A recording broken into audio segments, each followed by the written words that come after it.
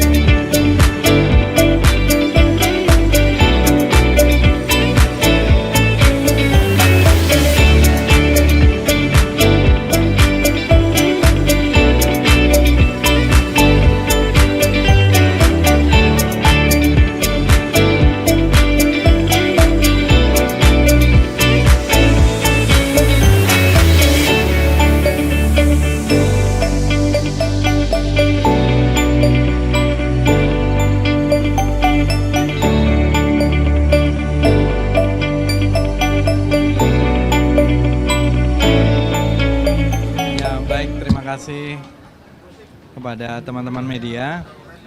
Pada hari ini bertepatan dengan hari ulang tahun ke-118 dari pendiri Universitas Nasional, Bapak Sultan Takdir Ali Syahbana. Saya mendapatkan kehormatan yang sebenarnya sudah sejak tahun lalu, yaitu guru besar kehormatan di bidang ilmu politik dan kebudayaan dari Universitas Nasional. Bagi saya ini tentu satu penghargaan dan sangat mengapresiasi sebesar-besarnya kepada Civitas Akademika UNAS. Tempat saya juga mengajar, terdaftar di sini sejak tahun 2018. Sebelumnya saya mengajar di Universitas Indonesia selama 5 tahun. Di UNAS ini sudah kurang lebih sekitar 8 tahun. Dan tentu bagi saya penghargaan dalam Profesor Kehormatan ini menjadi pemicu juga untuk lebih banyak berkontribusi, terutama dalam pemikiran di bidang politik dan kebudayaan.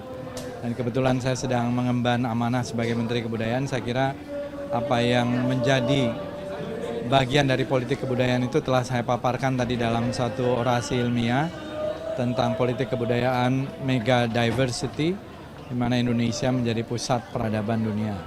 Nah, mudah-mudahan UNAS yang didirikan oleh seorang pemikir besar seperti Sultan Takdir Ali Syahbana dan kawan-kawan ketika itu bisa juga menjadi satu pusat pemikiran budaya dan peradaban.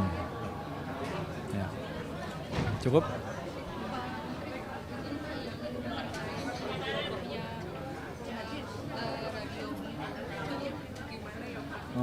Apa nanti aja tuh ya?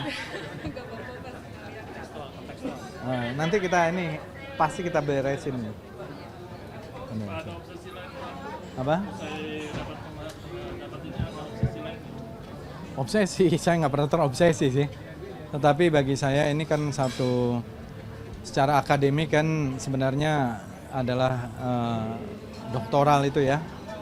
Bagi saya ini memicu saya untuk tetap berpijak kepada pemikiran dunia intelektual dan juga terutama di bidang politik dan kebudayaan gitu.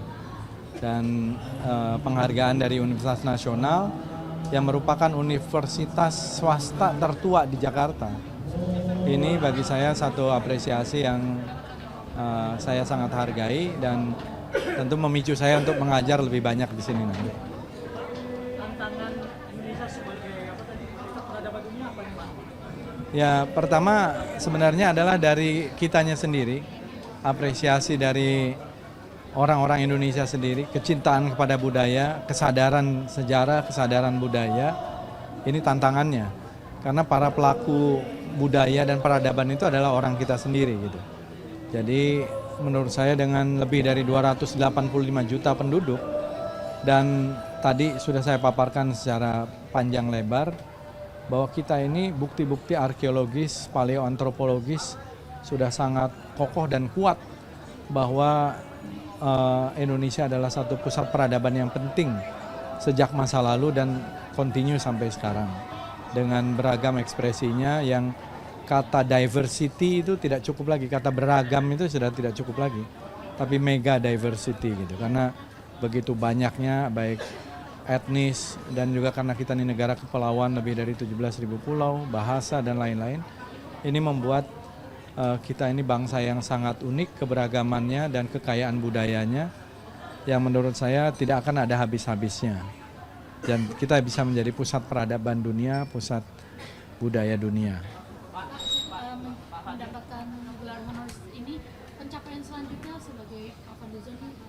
Ya, bagi saya dunia intelektual itu adalah dunia yang sangat penting supaya kita terus merecharge pikiran-pikiran kita, terus membaca, terus menulis gitu ya. Karena kalau pikiran-pikiran itu juga tidak ditulis nanti bisa hilang.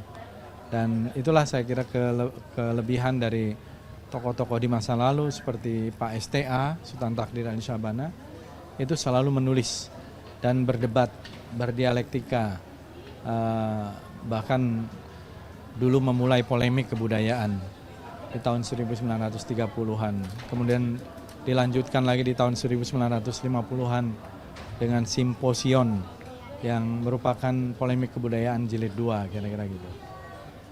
Bidang kajian yang mau difokuskan mungkin Pak?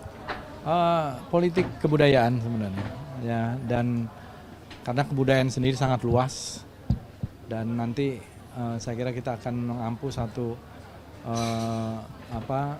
mata kuliah yang mendasar gitu tentang kebudayaan. Pak, kira-kira kiprah Indonesia sebagai bagian dari Kristus budaya ini ke global seperti apa Pak?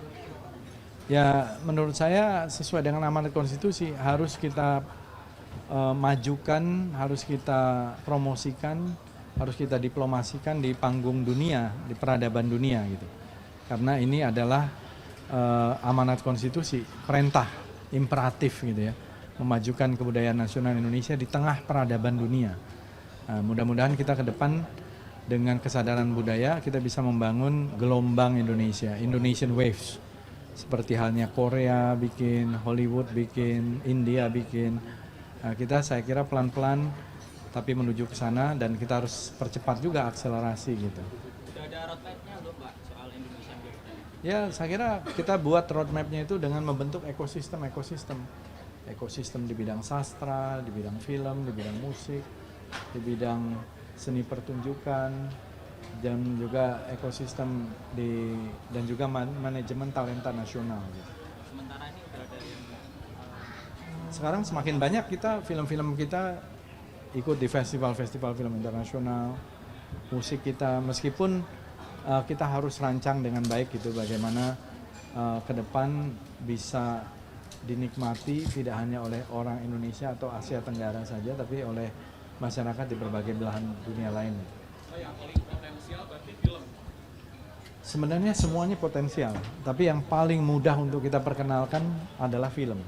Karena film itu ekosistemnya di internasional juga sudah kuat. Ada festival-festival film internasional. Festival musik juga ada, seni pertunjukan juga ada. Tetapi film itu kan menampung begitu banyak seni juga. Di dalam film itu ada musik, ada sastra, ada bahasa, ada fashion, ada kuliner, dan lain-lain.